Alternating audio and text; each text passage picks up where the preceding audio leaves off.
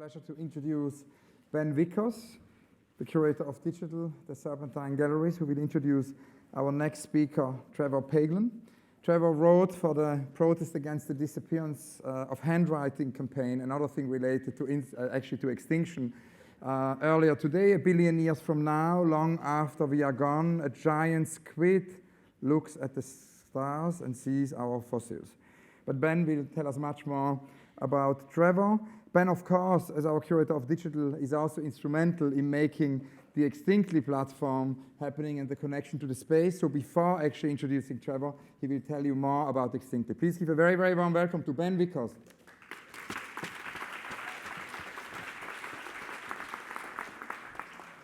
Hi. Okay. Thank you, Hans-Ulrich. So following the footsteps of last year's 89 Plus Clubhouse, and we had the desire to go beyond a platform restricted exclusively to live streaming. We began work on Extinctly with the intention of developing a different kind of platform beyond the simplicity of display. We sought to involve artists, programmers, designers, writers in the process of shaping the platform. Following on from our conversations and research throughout the lead up to the marathon, the sense that to take on the subject of extinction as a singular two-day happening didn't fit with the gravity of the subject matter and the reality of the Anthropocenic epoch we're faced with. Heavily impacted by the conversations with participants, and most influentially, our dialogue with Gustav Metzger, the sense of urgency and commitment to continuity was made clear. Fortunate for the medium in which we're working digitally, the avenue for continued expansion and development allows us to continue to develop Extinctly going forward. And so with the platform designed on the principle that ongoing engagement, collective research, and collaboration are likely required to face and understand an uncertain future, Extinctly aims to capture the energy of the two-day Extinction Marathon, Visions of the Future, as a catalyst for the sustained investigation into the subject of extinction. Over the following months, Extinctly will continue to grow into an expansive online resource focused on the development of artist-led functionality, commissions, and a combination of online and offline actions. Over time, visitors to the platform are encouraged to share information and relative initiatives to be added to the site.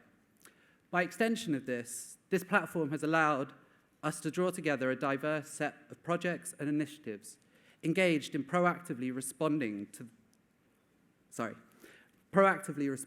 some of the immediate and long-term crisis we face.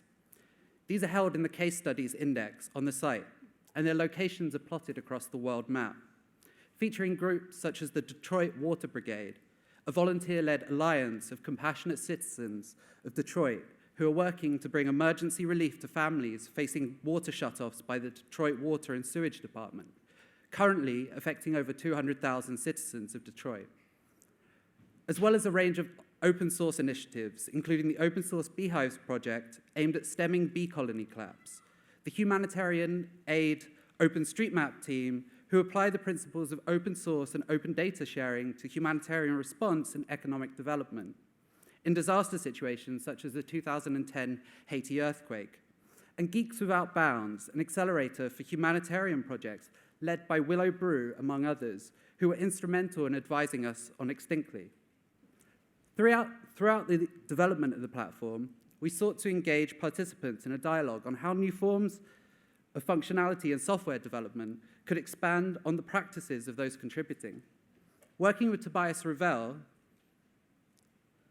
we sought to develop an extinction dashboard, an iteration of his pre-existing work, The Ongoing Collapse, focused on drawing live data feeds relating to risks to stability on planet Earth, and the narrative of collapse that we tell ourselves through numbers. Over the course of the next months, we intend to work with him to grow the scope of data sources and the possibilities available to expanding the display of this data. And working with Femke Herregraven, we sought to develop a world map, which could open up new possibilities for non-linear display of her research around the effects of climate change on the financial industries. And in her own words, global warming, natural disasters, and extinctions aren't bad news for everyone. They open up new frontiers for financial markets in terms of investments, but also at an infrastructural level. And so throughout our dialogue with the artists featured, the focus continued to be on works that would unfold over time, giving over server space so that artists could have the possibility to expand their work beyond today. As I speak, I'm very conscious of Ubermorgen's watchful eye on the live stream as they fold in and corrupt the newspeak we're too often engulfed in as part of their parallel platform, Zyron. You can also follow Extinction sites on Instagram, a feature of Extinct's mapping tool, which disseminates images and information about geographical locations of historical significance to the topic of extinction submitted by participants. As is the nature of the marathon, we have worked tirelessly over the last week, almost as if the extinction were happening tomorrow, and Extinct would not have been possible without the incredible work of our sole developer, Kia Kreutler, the assistance of Lizzie Homisham and Owen Lacey, as well as the design and identity direction by David Rudnick and Raf Rennie, and of course, our co-commissioners, The Space, who Extinctly would have been impossible without. I hope that those here today and watching online will continue to follow the development of the platform and heed the rapid analysis of our live blogger, Hugh Lemmy. And with that said, I would like to introduce Trevor Paglen, an artist, geographer, and author. Over the course of the last decade, Paglen's work has charted the structural contradictions present in the classified programs of the secret state, rendering them visible and elucidating their aesthetic and political attempts at secrecy, becoming ever more prescient as we now find ourselves living for a moment in which the veil has finally been lifted on the terrifying scale of the state's reach into the lives of its everyday citizens, due to the release of the Snowden files in 2013. And it's these revelations that provoke us to question if privacy itself as a quality of our everyday lives is now facing extinction. During James Bridle's talk yesterday, he remarked that I'm not convinced that visibility is enough.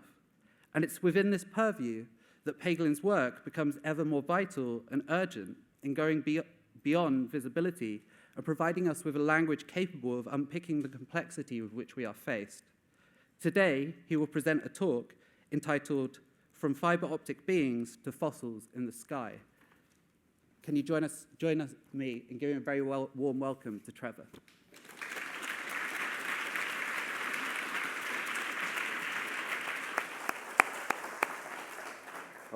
Hello, and thank you all so much for coming today. It is true that I've been doing a lot of work around NSA and infrastructures for quite a long time, and as I sat down to prepare this talk, I realized it's actually too complicated to talk about in 15 minutes, and I didn't want to be so reductive. And so what I'm going to talk about actually is what happens to these kind of systems in the long term. You know, what will the remnants of these systems be?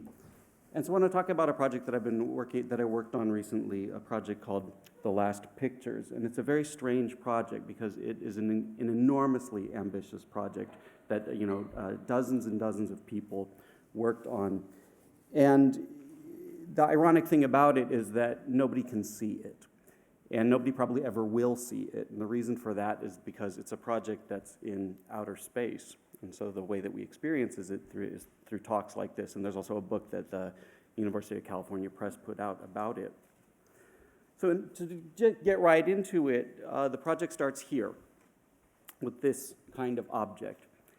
And if I had to pick an object that was most emblematic of the historical moment that we're living in right now, I would pick communications satellites in outer space.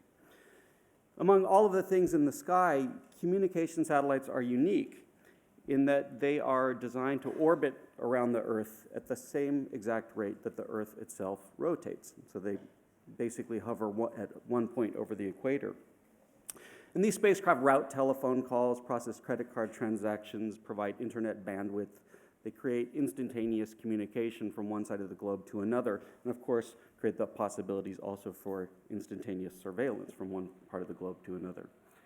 And in order to do this, they're very, very far away from Earth. They hover at a distance of about 23,000 miles, or about 36,000 kilometers.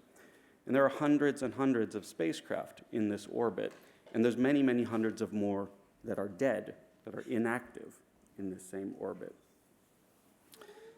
And so in the first instance, what's remarkable to me about these spacecraft in this historical moment is that if we think about that a little bit, we realize that actually over the last 50 years, the humans have constructed a ring around Earth. Humans have constructed a ring around Earth that's not so unlike the rings of Saturn, but instead of being made out of dust and debris, the rings of Earth are made out of machines.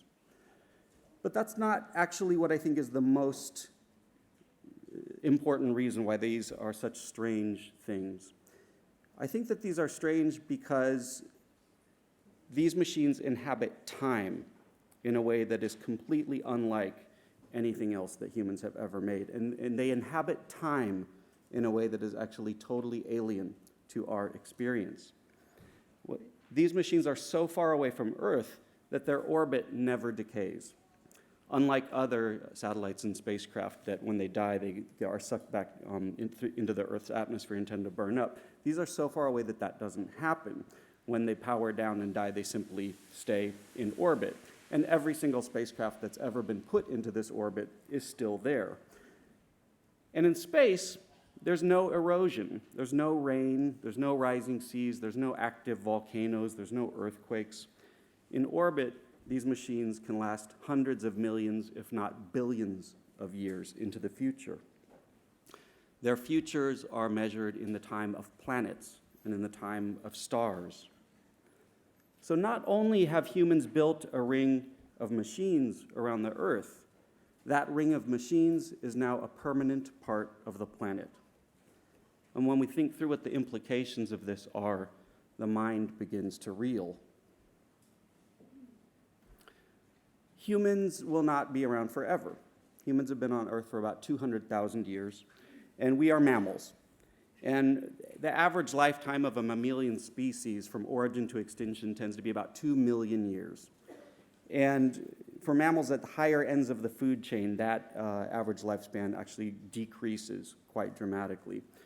The point is that species do not last. They either go extinct or they evolve into other things. And there's nothing to suggest that humans are any different than any other species in that sense. But a lot of us have the idea that when the humans die, then the Earth is over. But nothing could be further from the truth. The Earth will live on for quite a long time after we are here.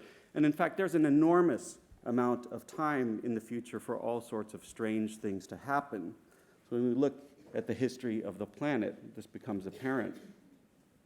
The Earth was created about 4.6 billion years ago, and life evolved after about 1 billion years. The vast majority of life on Earth historically has been bacteria, which are around for several billion years before creatures that we would identify as animals emerged about 500 million years ago. About 150 million years after that, they took to the land. There was this great age of dinosaurs that we all know and love, followed by what some people call now an age of mammals that began about 65 million years ago. If we would be so bold as to suggest that there's such a thing as an age of humans, that age of humans is so vanishingly small in this timeline that even if we zoomed in all the way on this graphic, it wouldn't even take up 1 pixel. It's extraordinarily small.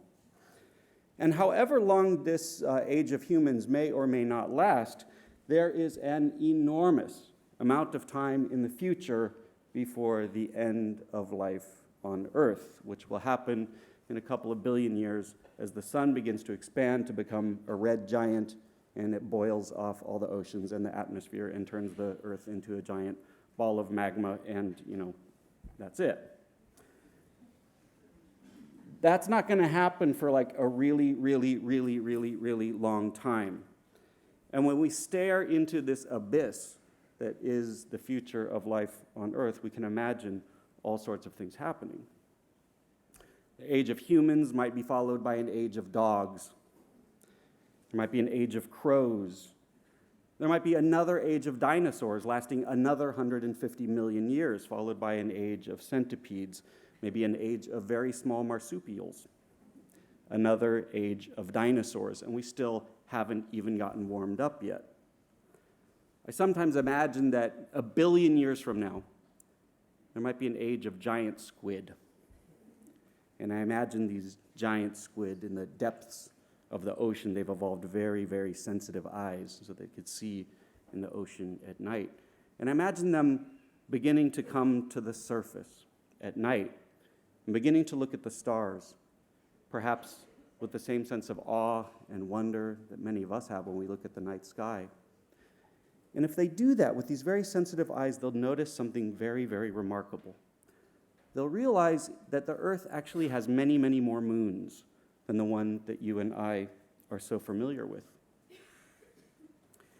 And if perhaps after 1,000,000 years they somehow acquire the means to investigate this further, they'll find something even more dramatic, that these are not natural moons. These are alien spaceships in orbit around the planet. Because no matter how long this age of humans may or may not last, we have inaugurated an age of space artifacts. And so someday we'll be gone. The cities will fall, they'll be overgrown and consumed. The pyramids will turn to dust. Our collective footprint will be buried under the soot from 1,000,000 volcanic eruptions and subsumed into the Earth's core by the churning of plate tectonics. And in time, nearly every trace that we were ever here will disappear. But this ring of dead machines will remain.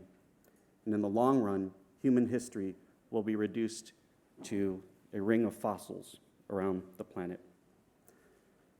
And so I decided we should take this seriously. We should own up to this fact, that we should treat these future derelict alien spacecraft as kinds of messages in bottles, not ones that would travel through space, but ones that might travel through time. Could we imagine using these as vehicles to tell a story, to try to tell a story about where these machines came from, who made them, what happened to the people that made them, why are those people gone? The idea was to make a kind of cave painting for the distant future, or a kind of monument, a monument to the Anthropocene age. Make things a little bit more practical, I got a commission from Creative Time in New York City and was invited to be an artist in residence at MIT. And I went to MIT and I was working in the Aeronautics and Astronautics department. I said, can we design, first of all, an artwork that can live in space, that can withstand the temperature fluctuations and the constant bombardment of radiation? And two, can we make the most archival work of art that anybody has ever made? Can we make a work of art that is as archival as the sun? And they said, okay, well, sure, let's figure out how to do that. And we spent some time figuring out how to do that. What we ended up with was something like an old microfiche, if you remember those from libraries, like almost like a microfilm. Imagine a kind of microfilm made out of diamond.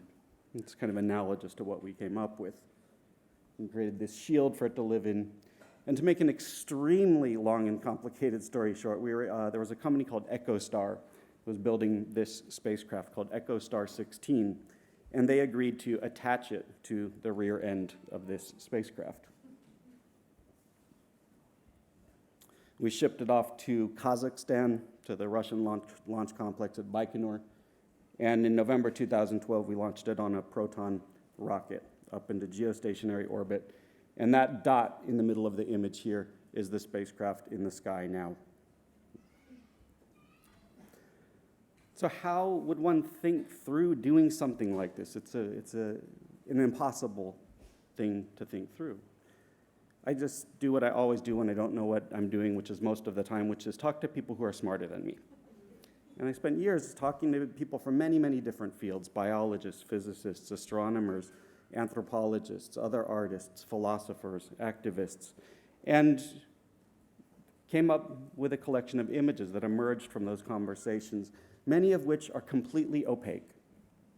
The first image, for example, is a photograph of the back of a drawing.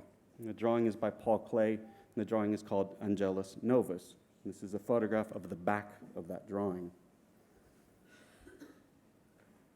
People going out to watch a tidal wave that's about to kill them. The electronic eye of a predator drone. Bees being trained to act as biological weapons and chemical weapons detectors at Los Alamos. These are This came from an anthropologist named Joe Masco, who said, if you want a vision of the future, this is it. Life being turned into a weapon in the name of preserving life. Transformations to the Earth's surface and to the biosphere. We had to include cats. And Malevich, because Malevich. A fruit fly that's been genetically modified so that it has legs growing out of its face instead of antennae. A ship in the Suez Canal. A photograph taken by a man named Noor Baram, who lives in the tribal areas of Pakistan. He woke up one morning and photographed this Reaper drone flying circles above his house. A photograph of a field of flowers adjacent to the Russian Gulag. This is obviously a deeply self-contradictory and deeply paradoxical project. I don't think that these images, as they drift through time, will ever be found by anybody. And even if they were found, I don't think that images actually mean anything outside their historical and cultural contexts. I think images only mean whatever we believe them to mean. They're always only ever mirrors of ourselves. Nonetheless, I felt an enormous responsibility for putting this collection of images together. For me, the question, I guess, ultimately came down to a question about what kind of relationship we want to have to the future. We're at a moment in time where we're making things that will far outlast us, things like nuclear waste, changes to the chemical composition of the atmosphere, changes to the density of the Earth's crust. We're making changes to the planet that we literally cannot imagine what the effects of those might be. And so for me, this is a project that is about trying to be aware of that fact, and a project that in some symbolic way tries to develop a sense of responsibility towards the future. Thank you guys so much for having me today.